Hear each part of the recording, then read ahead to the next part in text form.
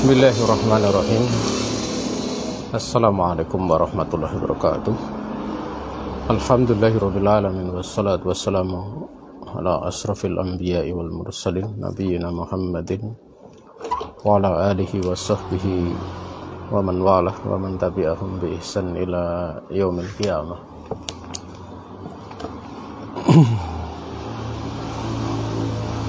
Peserta kajian Ithaful Uqul Bisarhi As-Salasatil Usul yang dirahmati Allah Subhanahu wa Ta'ala, di siang ini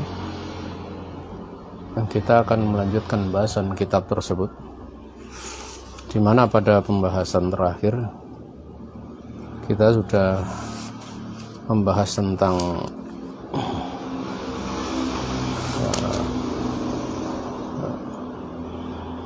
makna dari la ilaha illallah, di mana di dalam makna tersebut maknanya adalah ma'budu bihaqqin illallah wahdah, di mana la ilaha itu nafian jami'a ma yu'bad min dunillahi ta'ala ilallah musbitan al ibadata lillahi wahdah.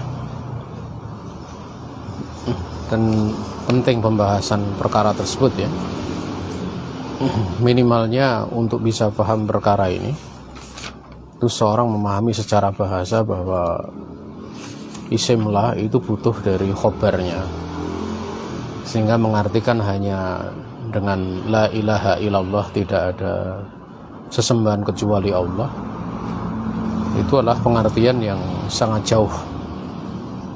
Karena mengartikan la ilaha illallah dengan tidak ada sesembahan kecuali Allah, itu hanya disebutkan isimnya saja, isim la-nya, sementara khobar la-nya itu tidak disebutkan.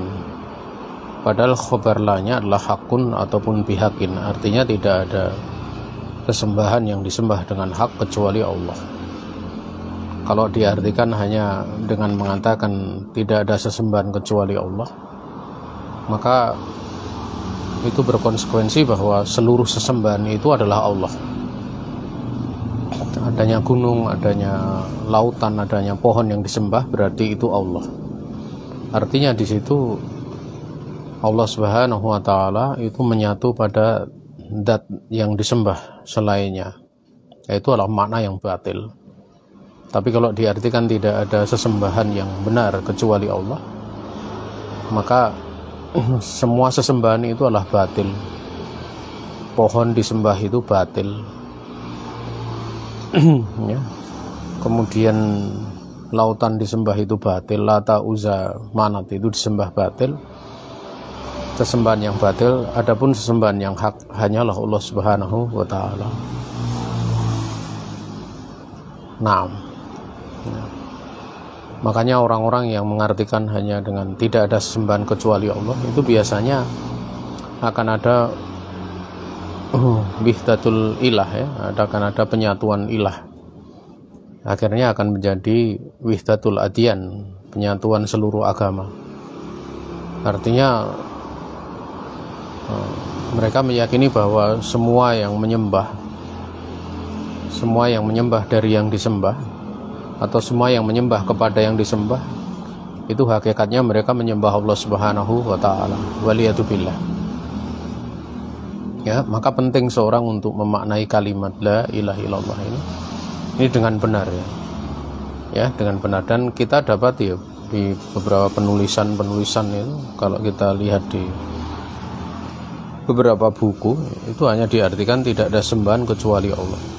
Itulah makna yang salah, makna yang tidak tepat. Kemudian qala al-musannif rahimahullah ta'ala, kita lanjutkan, itu materi yang terakhir. Qala al-musannif rahimahullah ta'ala fa tafsiruha alladhi yuwaddihuha qauluhu ta'ala wa id qala ibrahimu li abihi wa qaumihi innani bara'un mimma ta'budun ila alladhi fatarani fa innahu sayahdin wa ja'alaha kalimatan baqiyatan fi aqibihi wa ja'alaha kalimatan baqiyatan fi aqibihi la'allahum yarji'un. Musannif rahimahullah ta'ala berkata dalam tafsirnya, yaitu tafsir bahwa la ilaha itu adalah nafi, padanya nafyun ya, kemudian ilallah itu adalah isbat. Itulah firman Allah Subhanahu wa taala yang menjelaskan penafsiran tersebut, yaitu firman di dalam surat Az-Zukhruf ayat yang ke-26 sampai 28. Dan ingatlah, tatkala Nabi Ibrahim alaihissalam, beliau berkata kepada bapaknya dan kaumnya, sungguhnya saya benar-benar berlepas diri dari apa yang engkau sembah, kecuali Zat yang telah menciptakan aku. Sungguhnya dialah yang kelak akan memberikan petunjuk padaku. Dan Nabi Ibrahim telah menjadikan kalimat tersebut adalah kalimat yang terus berlaku pada keturunannya, agar supaya mereka kembali dari mensyirikkan Allah Subhanahu wa taala kepada mentauhidkan Allah Subhanahu wa taala. Firman Allah Subhanahu wa taala kaitannya dengan Nabi Ibrahim itu pada lafaz innani bara'um mimma ta'budun, itu adalah la ilaha. Sungguhnya saya berlepas diri dari apa yang kalian sembah. Berarti kan di situ ada yang disembah Nabi Ibrahim dan ada yang disembah selain Nabi Ibrahim, kan gitu. Artinya disembah Nabi Ibrahim beda dengan yang disembah oleh manusia di waktu itu. Dan beliau mengatakan ta'budun, kalian menyembah, berarti kan yang disembah oleh mereka ya sesembahan gitu. Itu dinafikan. Tetapi apa yang mereka sembah itu adalah ilah, sesembahan yang batil. Ya, yang dikecualikan oleh beliau yaitu pada isbatnya ilalladzi fatarani. Sungguhnya aku berlepas diri dari apa yang kalian sembah kecuali Zat yang telah menciptakan aku.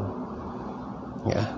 Dan beliau kemudian menyebutkan fa innahu sayahdin, sungguhnya dia Allah Ta'ala, Zat yang telah menciptakan aku itu, kelak dia akan memberikan petunjuk kepadaku. Ini menunjukkan bahwa ahli tauhid itu senantiasa akan diberikan petunjuk oleh Allah Subhanahu wa taala. Ya, sampai akhir hayatnya, bahkan sampai kemudian dia mendapatkan kemenangan. Berbeda orang yang dia tidak mentauhidkan Allah Subhanahu wa taala. Orang yang tidak mentauhidkan Allah Subhanahu wa taala itu amalannya rusak.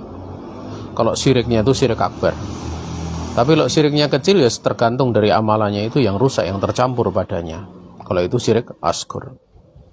Ya, oleh karena itu ya, orang-orang yang memang mentauhidkan Allah Subhanahu wa taala, yang tidak mencampurkan keimanannya, tauhidnya itu dengan kesyirikan, ya, itu dia di dunia akan diberi jaminan oleh Allah mendapatkan petunjuk. Ya. Sebagaimana dalam ayat yang lain yang sering kita singgung, alladzina amanu wa lam yalbisu imanahum bidzulmin ulaika lahumul amnu wa hum muhtadun. Sungguhnya orang-orang yang mereka beriman dan mereka tidak mencampurkan keimanan mereka dengan kezaliman, itu bagi mereka itu adalah keamanan. Yang dimaksud keamanan di sini adalah keamanan di akhirat. Walaupun ada yang memberikan penjelasan itu juga ada makna keamanan di dunia. Ya. Tetapi itu adalah ibroh, ya. Bahwa penafsiran di situ bisa dibawa ke situ gitu. Karena memang orang yang mentauhidkan Allah itu dia akan bahagia. Walaupun dia ada beberapa bahaya yang nampak di dunia dikala dia berpegang teguh dengan tauhid, tapi itu tidak menjadikan bahaya bagi mereka. Tidak membahayakan. Makanya mereka tetap dijaga oleh Allah. Ya. Tetapi yang paling nampak ada keamanan di sini adalah di akhirat. Entah keamanan kemudian secara sempurna, yaitu dia tidak akan mendapatkan bahaya di akhirat, atau memang keamanan, ya, yang bisa dikatakan dia aman, yang akhirnya masuk surga. Dia akan takut dengan bahaya neraka pada waktu dihisab, tapi akhirnya akan dimasukkan oleh Allah Subhanahu wa taala ke dalam surga. Atau memang orang-orang yang dia tanpa merasakan hal yang demikian sehingga keamanannya sempurna. Ini yang pertama, ya. Yang kedua, bahum muhtadun. Ya, mereka ini diberi petunjuk oleh Allah. Maksudnya di dunia. Artinya di dunia mereka akan dijaga oleh Allah dengan petunjuknya. Nah, kemudian Nabi Ibrahim alaihissalam menjadikan kalimat ini kalimat yang tetap berlaku, ya, pada anak keturunan beliau, pada nasl beliau. agar supaya mereka ini kembali. Ini pentingnya bahwa tauhid itu senantiasa diajarkan. Ya, tauhid itu penting. Berapa banyak orang yang dia tidak tahu tentang rukun la ilaha illallah, kemudian syarat-syaratnya tidak tahu. Ya karena syarat-syaratnya tidak tahu ya, akhirnya hanya memahami dengan pemahaman kebanyakan manusia. Padahal kalimat la ilaha illallah itu dia adalah kalimat yang agung, yang menjadikan seorang itu dia dari kufur, lepas dari kekufuran menjadi seorang yang mentauhidkan Allah Subhanahu wa taala, seorang yang muslim. Ya. Nah, kemudian ya, dalil yang lainnya disebutkan wa qauluhu qul ya ahlal kitabil ta'alau ila kalimatin sawa'in bainana wa bainakum alla na'budu illallaha wa la nusyrika bihi syai'an wa la yattakhidha ba'duna ba'dan arbaba min dunillah fa in tawallaw faqulu syahadu bi anna muslimun. Ingat di sini, inilah termasuk bagaimana cara kemudian mendakwai orang-orang ahlul kitab ya.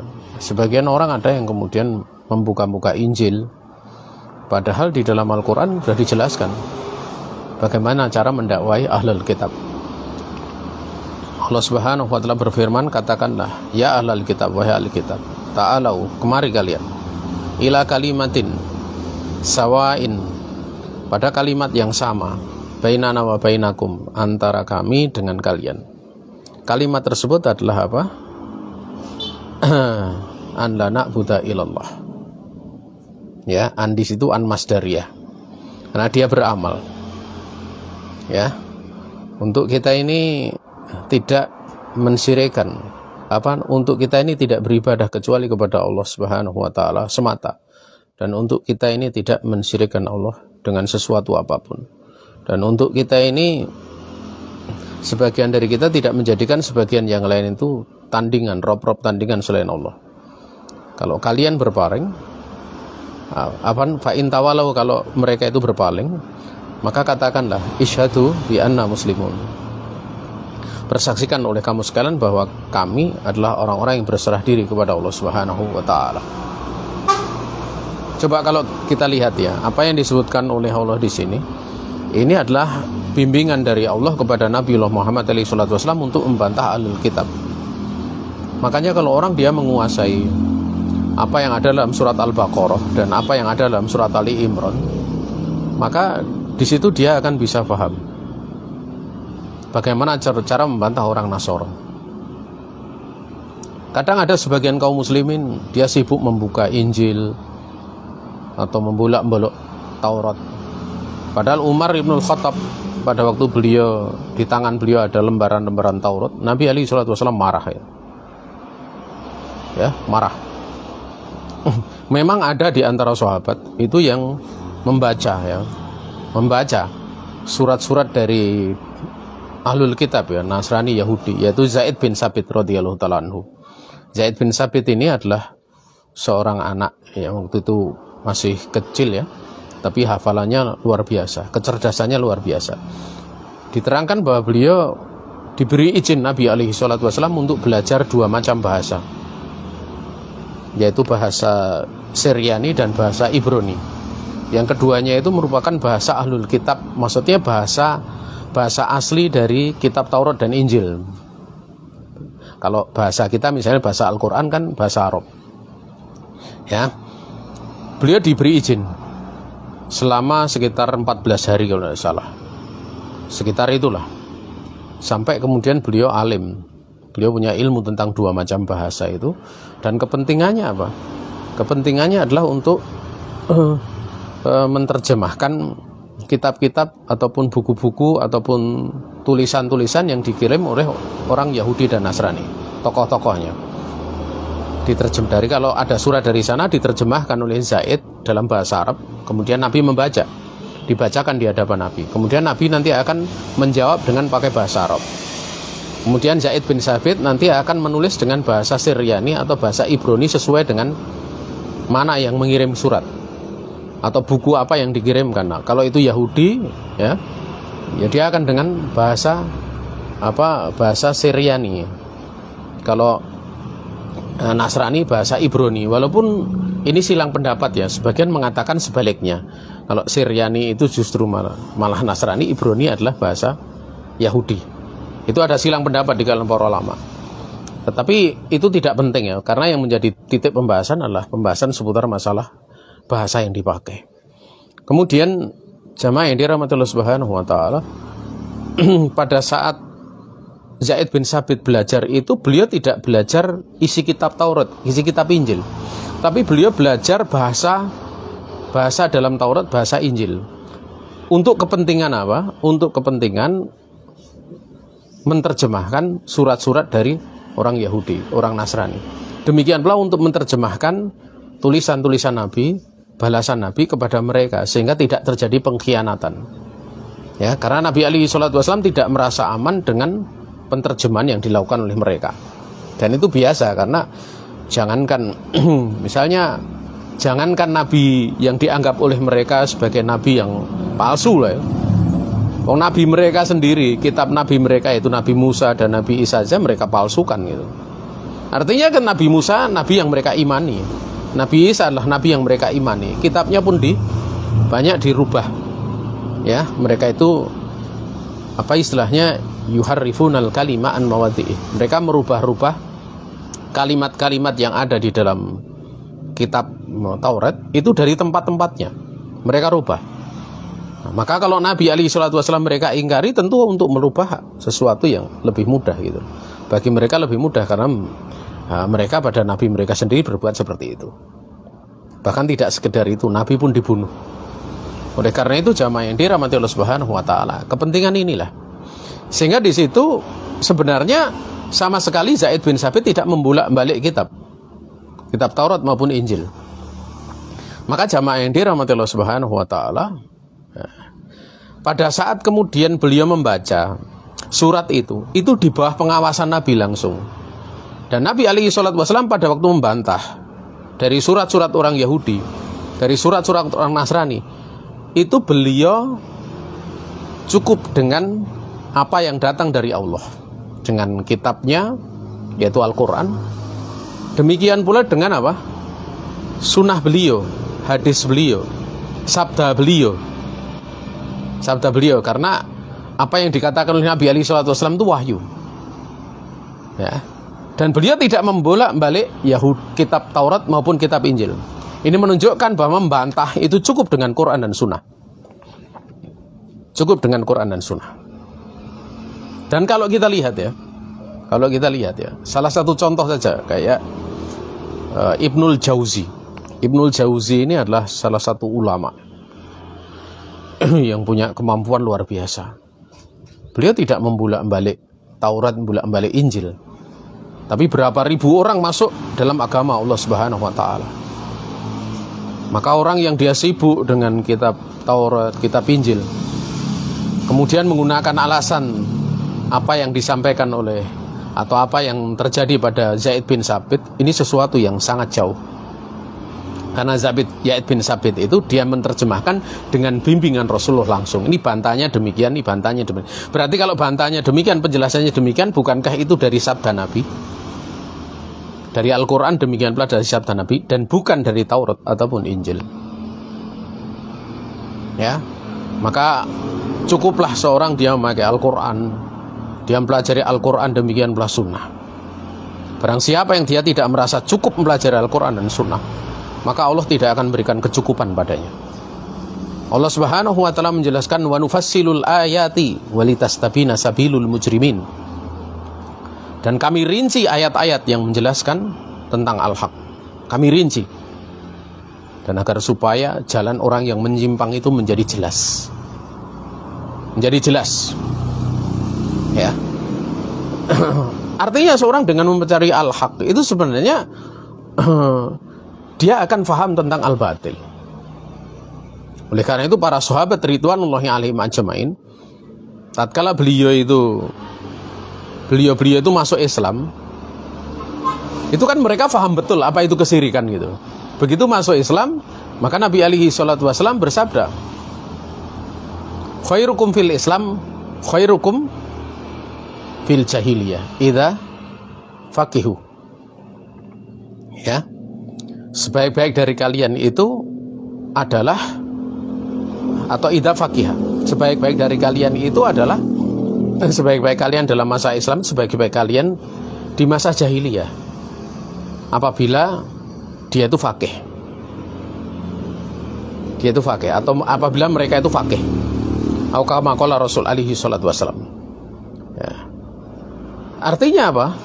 Begitu mereka masuk Islam, pelajari Islam, kan begitu mereka masuk Islam lepas dari masa jahiliyah, itu kan kemudian tidak diam, belajar gitu. Begitu mereka mempelajari al-haq, ya, kemudian penjelasannya mereka jadi faqih. Karena apa yang dipelajari itu kemudian menjadi jelas apa yang dahulu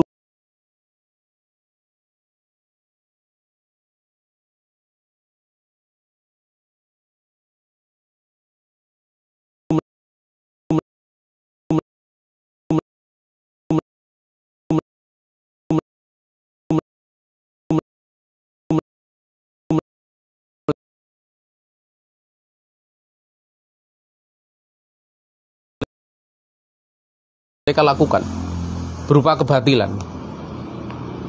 Ya, makanya sebenarnya kalau ada orang non muslim ya, dia masuk Islam, ya dia belajar Islam. Belajar Islam dulu. Bukan kemudian dengan bekal yang sangat sedikit belajar Islam, kemudian dia membahas agama yang dulu dia belajar, dia berada di atasnya. Mesti tidak akan ada hikmah di Islamnya. Bagaimana dia belajar, kemudian tatkala sudah memang punya bekal yang cukup, baru kemudian masuki dalamnya. Nah, jamaah yang dirahmati Allah Subhanahu wa taala, ya. Sehingga di sini Nabiullah Muhammad SAW diperintah oleh Allah untuk menyeru kepada mereka pada satu kalimat yang sama di antara kaum muslimin, di antara dan mereka, yaitu apa? Ada kesepakatan kalimat yang sama untuk kita ini tidak beribadah kecuali hanya kepada Allah, untuk tidak mensyirikkan Allah dengan sesuatu apapun, ya. Ya. Dan tidak sebagian kita itu menjadikan sebagian yang lain itu rob-rob tandingan selain Allah. Di situ jelas arahnya ahlul kitab. Karena ahli kitab itu Yahudi, mereka mengatakan bahwa Uzair itu anak Allah. Karena ahli ibadah ulama-ulama mereka, terutama ulama mereka, hiber-hibernya, ahbar-ahbarnya itu mereka menghalalkan apa yang Allah haramkan, mengharamkan apa yang Allah halalkan. Dan ini bentuk apa? Bentuk menandingi Allah di dalam hal rububiyah. Karena di antara makna rububiyah adalah kepengaturan Allah Subhanahu wa taala. Di antara kepengaturan Allah di dalam syariat adalah menghalalkan sesuatu dan mengharamkan sesuatu. Sehingga kalau ada selain Allah mengharamkan sesuatu, menghalalkan sesuatu, tapi dalam bentuk dia mengharamkan apa yang Allah halalkan, menghalalkan apa yang Allah haramkan, berarti dia telah menandingi Allah di dalam rububiyahnya. Makanya ulama-ulamanya orang Yahudi itu mereka adalah rob-rob tandingan selain Allah, diikuti oleh umatnya di dalam menghalalkan apa yang Allah haramkan, mengharamkan apa yang Allah halalkan. Orang Nasrani juga ada yang seperti itu, tapi yang lebih dominan adalah Yahudi, ya. Kemudian kalau mereka berpaling dari hal seperti ini, ya sudah, katakanlah, ya, bersaksikanlah oleh kamu sekalian bahwa kami adalah orang-orang yang berserah diri kepada Allah Subhanahu wa taala. Jamaah yang dirahmati Allah Subhanahu wa taala, ya. Itu penjelasan secara singkat dari makna dalil tersebut. Di sini Syekh rahimahullah taala, ya, lebih merinci lagi tentang firman Allah taala, wa id qala Ibrahimu li abihi wa qaumih innani bara'u mimma ta'budun illa alladzi fatarani. Di situ di mana letak dari penguatan terhadap penafian dan di mana pula letak penguatan dari isbat. Ya. Maka pada ucapan Nabi Ibrahim alaihissalam, innani bara'u mimma ta'budun, itu hadza yuwaddihu an-nafya la ilaha. Itu menjelaskan tentang penafian pada kalimat la ilaha, berlepas diri. Ya. Tidak sekedar menyatakan tidak ada ilah. Tidak cukup seperti itu. Tidak ada sembahan, tidak cukup. Tapi memang tidak ada sesembahan yang hak disembah. Ya, artinya tatkala seorang dia mengucapkan, ya, aku tidak menyembah, aku berlepas diri dari apa yang kalian sembah, dari sembahan-sembahan batil yang kalian sembah, kecuali hanya Allah saja yang aku sembah. Ya, kecuali hanya Allah Subhanahu wa taala yang aku sembah. Kemudian di sini ilal ladzi fatarani itu yuwafiqu la ilallah. Ya, kecuali zat yang telah menciptakan aku, itu mencocoki dengan isbatnya, yaitu ilallah, yaitu al-isbat. Maka di situ syatrul awal minal ayah yuwafiqu syatrat awal minal kalimah. Ya, setengah awal dari ayat ini mencocoki setengah awal dari kalimat la ilaha illallah. Wa syartus tsani, sementara ya, setengah yang kedua, ya, itu mencocoki pada setengah yang kedua pada kalimat tersebut. Syatrusani yuwafiqu syatrusaniya minha, mencocoki, yaitu pada ilallah, kan gitu. Ya. Idan tadammanat ayatul zukhruf al-bara'ata min kulli ma'budin siwallah. Jika demikian, ayat yang ada dalam surat Zukhruf itu terkandung padanya itu perlepasan diri dari seluruh sesembahan selain kecuali Allah Subhanahu wa taala. Dan tentu perlepasan diri ini tidak sekedar perlepatan diri saja, tetapi juga apa? Asbatatil ibadata lillahi ta'ala. Kalimat itu menetapkan ibadah hanya untuk Allah ta'ala. Tadammanatil bara'ata min ibadatil asnam wal awsan wa isbatal ibadati lillahi ta'ala wa hadha dalilun ala anal anbiya mutafiquna ala hadhihi da'wah.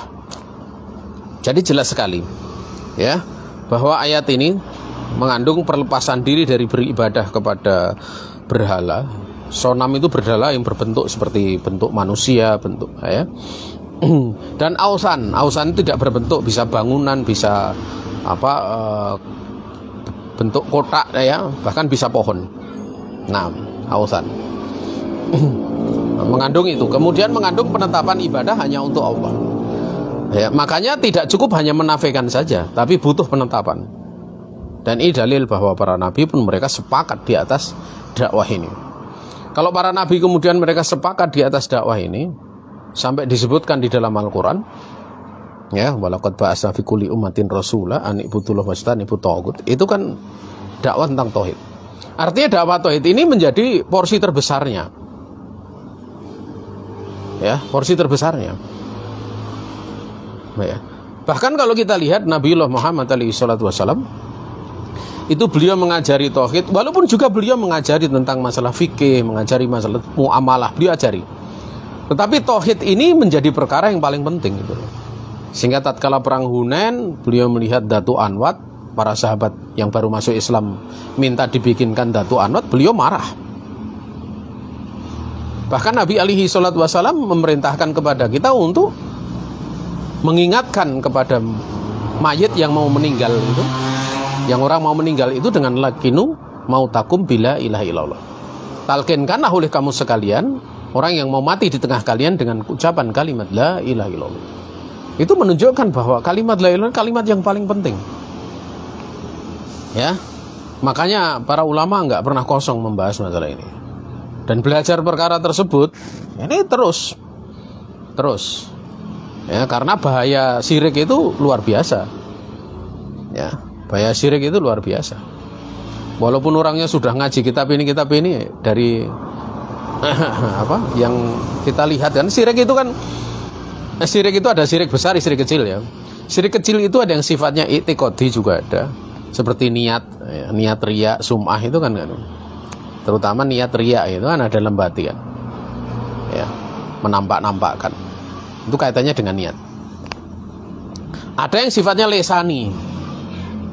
Lesan seperti seorang mengatakan Masya Allah wa syi'ta, Allah dan kamu berkehendak. Itu syirik, tapi Masya Allah wa syi'ta. Juga ada yang sifatnya perbuatan. Sifatnya perbuatan. Ya, perbuatan itu seorang dia mendatangi dukun dalam keadaan dia yakin bahwa dukun itu mendapatkan bisikan dari setan sehingga mengetahui gaib dari situ. Tapi dia mendatangi. Ya, ini syirik kecil. Tapi kalau sampai meyakini dukun ini yang tahu perkara gaib, ini syirik akbar. Tapi mendatanginya tanpa keyakinan seperti itu hukumnya haram. Dan diancam sholatnya kalau sampai diancam dengan berbagai macam ancaman, ya ancaman. Itu ada rincian-rincian, yang perlu untuk diketahui. Sehingga kalau seorang misalnya membaca ramalan bintang itu misalnya itu kan bisa jatuh syirik akbar, bisa jatuh syirik kecil. Ya, jatuh syirik kecil. Maka jamaah yang dirahmati Allah Subhanahu wa taala, ada rincian-rincian yang seorang dia mesti mengetahui. Ya, atau diperlukan untuk dia mengetahui sehingga dia tidak terjatuh pada. Dan masalah seperti ini sangat banyak. Ya, sangat banyak. Ya. Kemudian jamaah yang dirahmati Allah Subhanahu wa taala, wa ja'alaha, yaitu Nabi Ibrahim alaihissalam itu menjadikan kalimat ini, wa ja'alaha, kalimat la ilaha illallah ini, yaitu perkataan beliau innani bara'u mimma ta'budun illalladzi fatarani. Kalimat itu kan sebenarnya tafsir daripada la ilaha illallah. Itu dijadikan kalimat yang terus berlangsung, berlaku di anak keturunannya. Artinya itu diajarkan terus, ya, agar supaya mereka kembali, ya. Ya. Padahal dimaklumi beliau pun mengajarkan haji kepada bahkan melakukan haji kan gitu dari sejak bersama dengan Nabi Ismail alaihissalam itu kan sudah ada. Tapi di situ tidak kosong dari yang namanya tauhid. Ya, fi nasalihi, pada keturunannya. Artinya dia menjadikan kalimat la ilaha illallah atau menjadikan bara'ah dari beribadah kepada selain Allah, menjadikan penetapkan ibadah hanya kepada Allah, itu sebagai kalimat yang terus berlaku kepada anak keturunannya agar supaya mereka kembali dari mana? Anis syirik ila tauhidillah, kembali dari syirik kepada Allah, kepada mentauhidkan Allah Subhanahu wa taala. Ya. Kemudian ya, wa min nasali Ibrahim Quraisyun, termasuk dari anak keturunan Nabi Ibrahim alaihissalam itu Quraisy, dari jalur putra beliau yaitu Ismail, dari jalur istri beliau Hajar. Ya, itu kan ya, jika demikian ayat ini, ya, idzan hadil ayatu fiha raddun ala Quraisyin wa tawbikhun lahum. Ya, jika demikian ayat ini di dalamnya ada bantahan untuk orang Quraisy dan juga ada celaan untuk mereka. Kenapa? Idkanu yang tasibuna ila Ibrahim. Ya, dikarenakan mereka itu menisbatkan sebagai keturunan daripada Nabi Ibrahim. Tapi kita tahu yang namanya keturunan nasab itu, ya keturunan itu tidak ada ibroh kemuliaan kecuali kalau kemudian dia bersama dengan keimanan. Ya, keturunan Nabi Ibrahim itu mulia. Quraisy itu mulia kalau dia iman. Tapi kalau tidak iman, Abu Lahab, Abu Jahal itu juga Quraisy. Ya.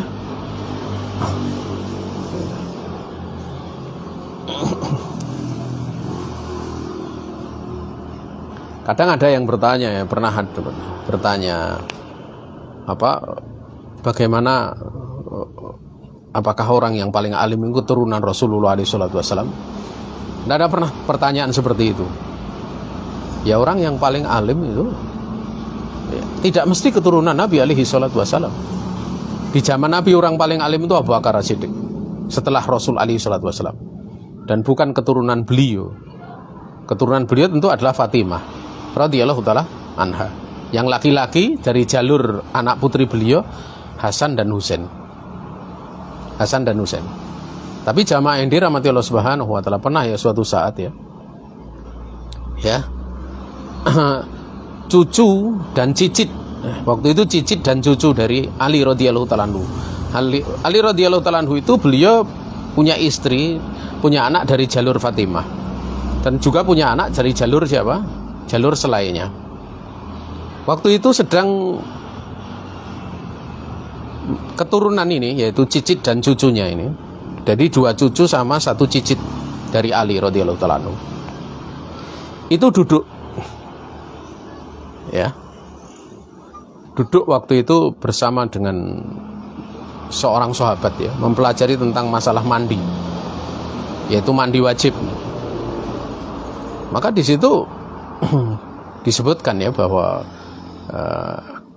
belajarnya mereka ini kan, belajarnya mereka menunjukkan bahwa di sini kan kalau orang belajar dengan orang yang mengajar kan jelas alim yang mengajar. Ya, padahal itu keturunan, ada jalur dari keturunan Nabi alaihi salatu wassalam. Nah, ini menunjukkan bahwa apa? Tidak mesti keturunan Nabi itu paling alim. Ya, tidak menjadi keturunan Nabi itu orang paling alim. Di saat besok ada Imam Mahdi kan keturunan Nabi. Siapa yang paling alim waktu itu? Yang paling alim adalah Nabi Isa alaihissalam. Nabi Isa alaihissalam itu paling alim. Beliau bahkan kedudukannya melebihi daripada mereka semua. Dari umat Rasul alaihissalam melebihi. Di saat beliau menjadi umat Rasulullah,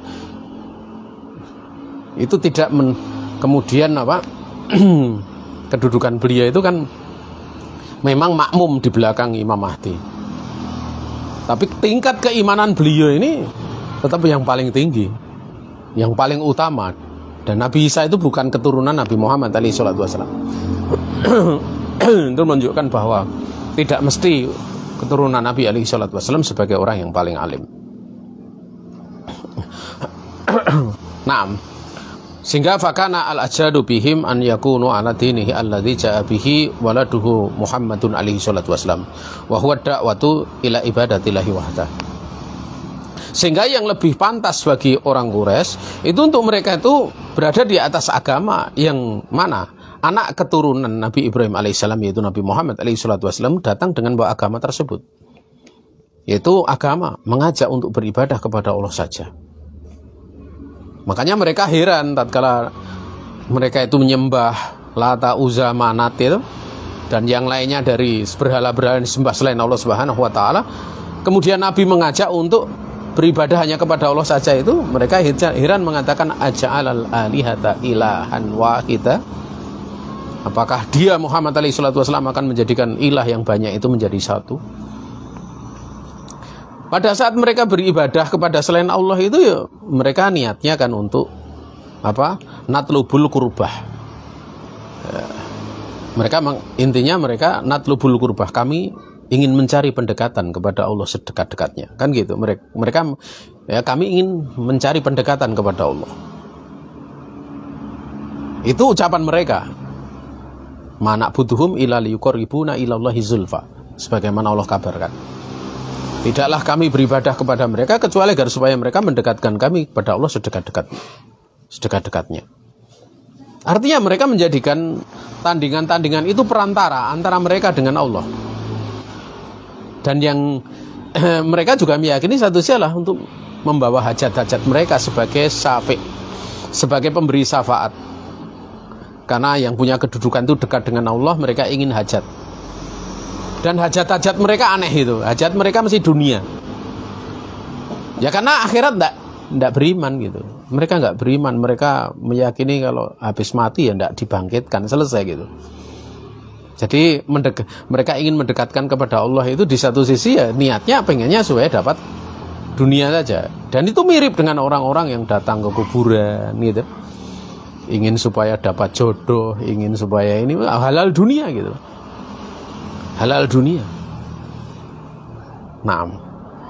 Kemudian jamaah yang dirahmati Allah Subhanahu wa taala. Ya.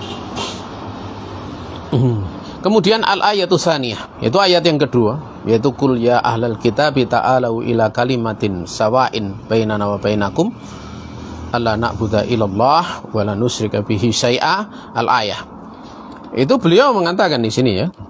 Syekh hafizahullah taala, qul ya ahlal kitab hadhil ayatu ja'at fi kitabin nasara alladzina qalu innal masiha ibnullah.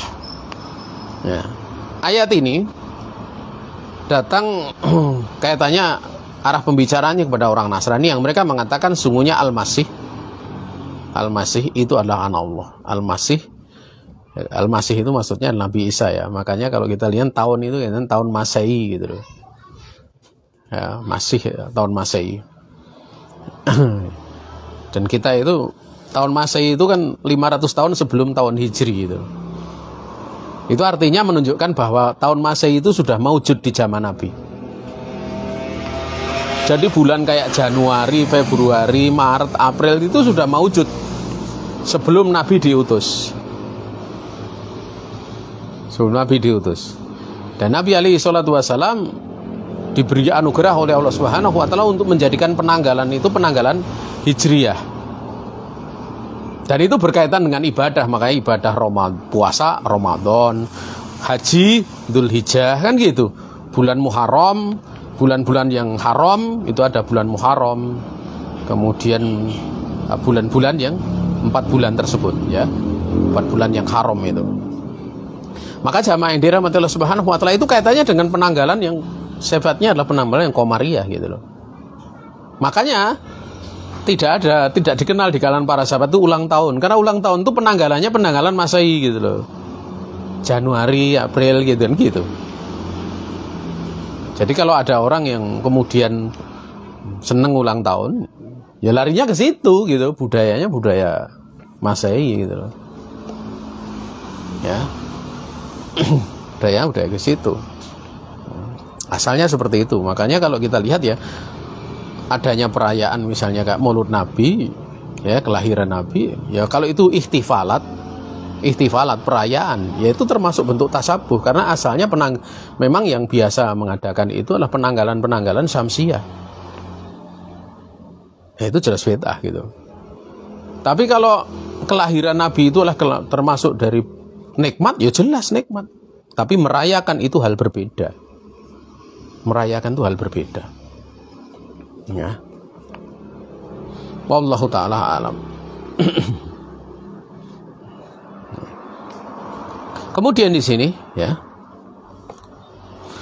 ada pula yang menyebutkan di dalam penafsiran itu, innaha nazalat fi wafdi Najran minan Nasara. Sungguhnya ayat ini turun kaitannya dengan para utusan Najran dari kalangan orang-orang Nasrani. Ya, sebagaimana disebutkan dalam tafsir Ibnu Katsir. Ya. Al-muhim indana anallaha ta'ala amara nabiyahu alaihi salatu wasalam an yatuwa alal kitab ila kalimatin sawain.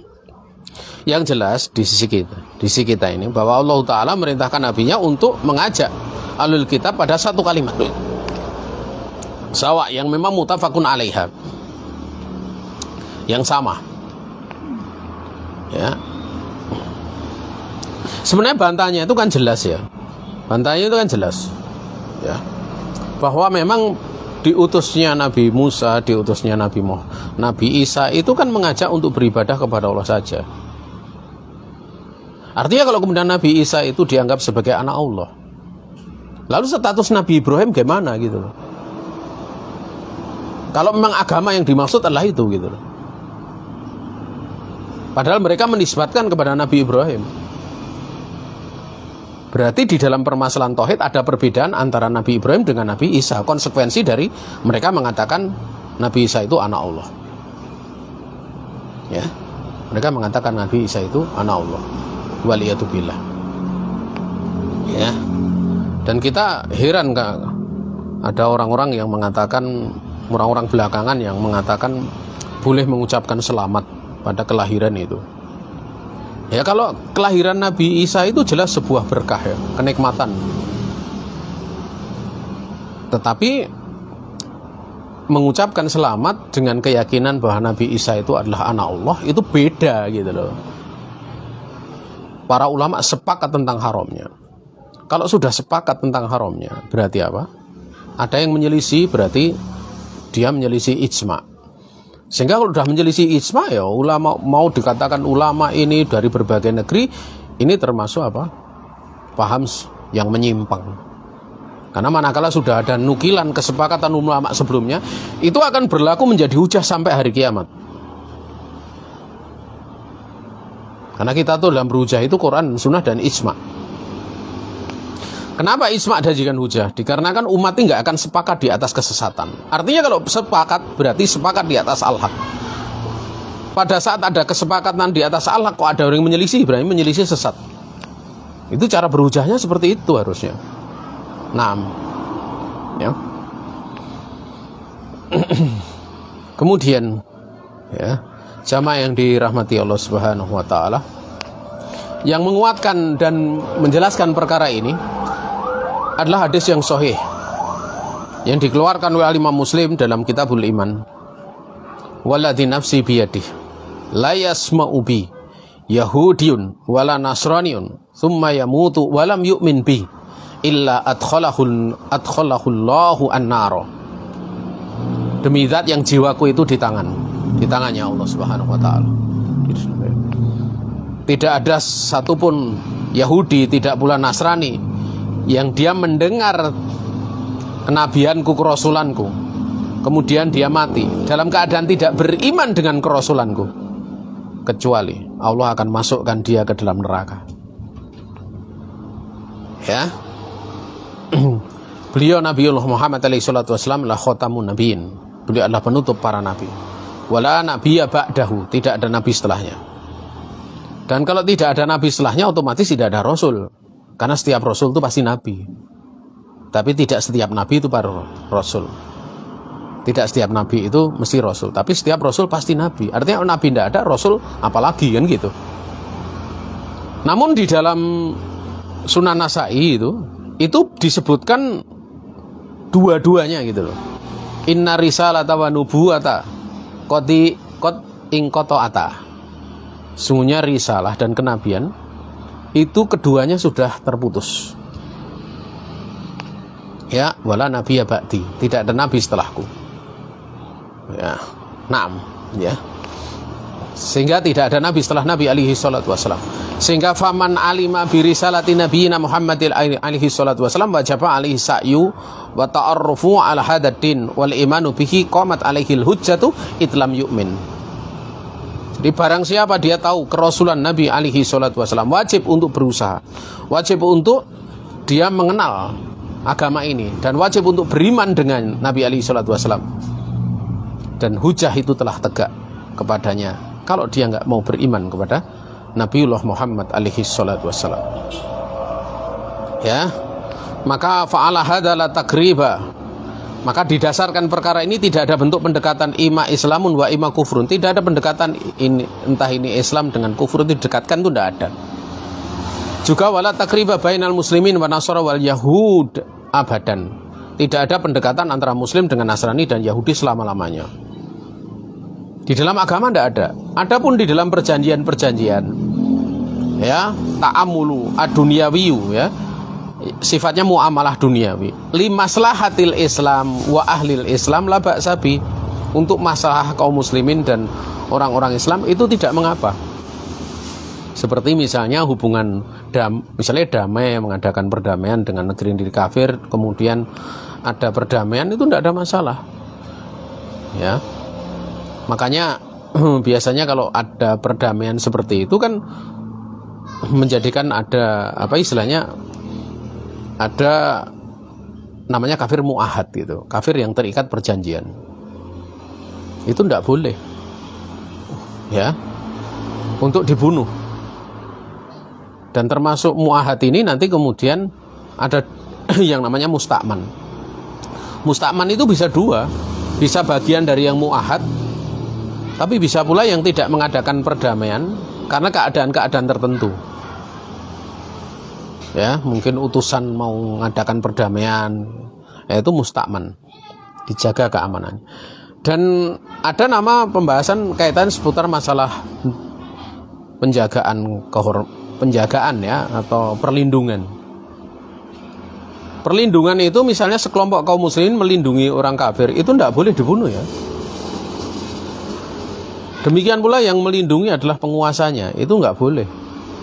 Makanya adanya bom sana sini itu ya, membunuh orang-orang kafir, itu yang diancam oleh Nabi alaihi salatu wasalam. Man qatala mu'ahadan lam yarah raihatal jannah.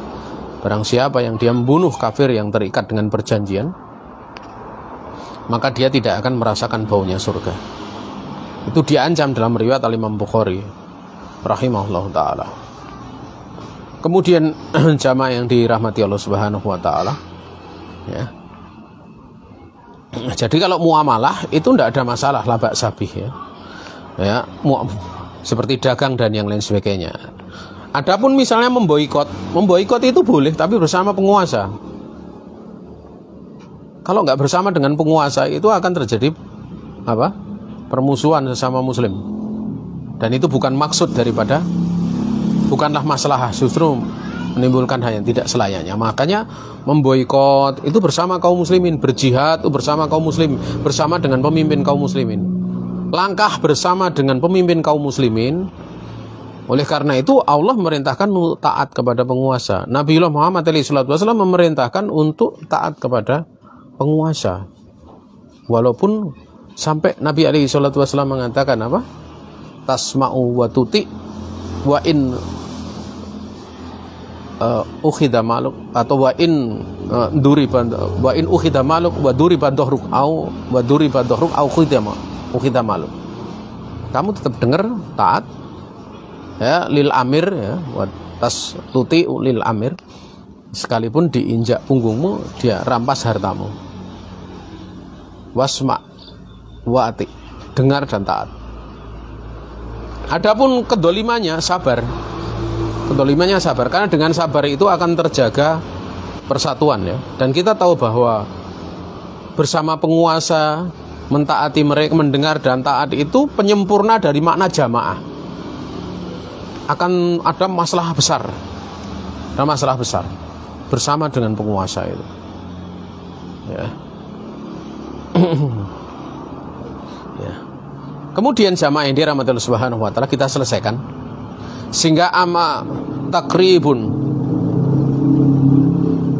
wa muyu'atun ya, wa wahdatul adyanin kam wa widatu adyanin kama yad'u ilaiha ba'dul munaddirina min zu'ama ibadil harakatil islamiyah fa innahum wallahi kufrun ba'da imanin. Ya. Adapun mendekatkan ya, mendekatkan antar agama, takribun, juga muyu'atun ya, tidak kokoh di dalam beragama, dan juga menyatukan seluruh agama. Sebagaimana sebagian dari para pemikir ya, dari para tokoh-tokoh harokah Islamiyat, gerakan-gerakan Islam itu menyerukannya, sungguhnya demi Allah inilah kekufuran setelah keimanan. Biasanya yang seperti ini kaitannya ya kayak kemarin itu ya, seruan-seruan itu ya, seruan-seruan pada hari raya mereka gitu. Ya. Ya. Itu tidak diperbolehkan seperti itu ya. Aku katakan wihdatul adyan hadhihi kufrun ba'dal iman. Menyatukan seluruh agama ini kekufuran setelah keimanan. Karena Islam itu sifatnya adalah terjaga. Ya, dia terjaga, dijaga oleh Allah. Ya. Dan Islam itu adalah agama Allah Subhanahu wa taala, la yaqbalu min ahadin siwah. Allah taala tidak akan menerima agama selainnya. Inna dina indallahil Islam. Ya. Sudah dibatasi dalam ayat ini, sungguhnya agama yang diterima di sisi Allah hanyalah Islam. Dan ada qari'atul ukhra, ada bencana yang kedua. Wa man yabtaghi ghairal islami dina fala yuqbala minhu wa huwa fil akhirati minal khasirin. Barang siapa yang dia mencari selain daripada Islam itu sebagai agama, maka tidak akan diterima darinya agama tersebut. Dia di akhirat merupakan bagian orang-orang yang merugi. Nah, ini jelas bencana manakala seorang dia mencari agama selain Islam. Makanya di sini Allah merintahkan fa in tawallau, kalau mereka ini berpaling, faqulu syahadu bi anna muslimun. Katakanlah, persaksikanlah oleh kamu sekalian bahwa kami adalah orang-orang yang berserah diri kepada Allah Subhanahu wa ta'ala. Artinya apa? Wa antum kufar ishadu, kalian tetap kafir, saksikan kalau kami adalah orang-orang muslim. Ya, li'ana qabilna dinallah wa akhlasna al-ibadata lahu, dikarenakan kami menerima agama Allah, kami mengikhlaskan ibadah untuk Allah, walam na'takid ilahiyatan li ahadin siwa, dan kami tidak meyakini adanya keberhakan untuk diibadahi pada siapapun kecuali Allah Subhanahu wa ta'ala. Selesai pembahasan kita di siang ini ya. Kita agak percepat agar target nanti pertengahan semester selesai kitab ini ya.